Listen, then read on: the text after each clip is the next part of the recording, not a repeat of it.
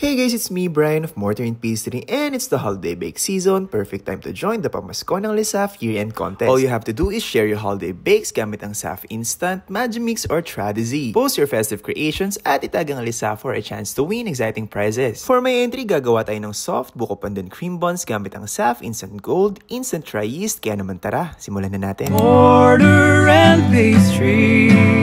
Sa isang bowl, combine 3 cups bread flour, 1/3 cup sugar, and 1 teaspoon salt. Add 1 packet ng SAF Instant Gold, Instant Dry Yeast, 1 cup milk, 1/4 cup melted butter, and 1 large egg. Mix well to combine and masahin sa well-floured surface for around 15 minutes until smooth and elastic. Transfer on a greased bowl, cover with cling film, and paasahin natin yan ng around 1 hour or until mag-double in size. To make the buko pandan crust, whisk together 4 tablespoons ng softened butter and 1/4 cup sugar. Add 1 egg and sift in half cup ng all-purpose flour. Mix it well, then lastly, add 1 teaspoon ng buko pandan flavor and set aside muna natin yan. For the cream filling naman, beat 1 cup ng sweetened whipping cream, then add 1 teaspoon buko pandan flavor. Transfer in a piping bag and set aside sa chiller. Once ready na yung dough, roll natin into a log and divide into 10 equal portions. Roll each dough into a ball, transfer on a baking tray, cover with cling film, and let them rise for around 20 minutes. Once doubled, pipe na natin on top yung ginawa nating buko pandan crust mixture kanina at i-bake sa preheated oven at 180 degrees Celsius for around 18 minutes. After baking, let them cool completely, then poke some holes sa ilalim, then pipe in buko pandan cream filling. Ngayong darating na 12/12 Christmas sale, make sure to stock up on your Lisaf baking essentials, and that's it! Enjoy your homemade buko pandan cream buns!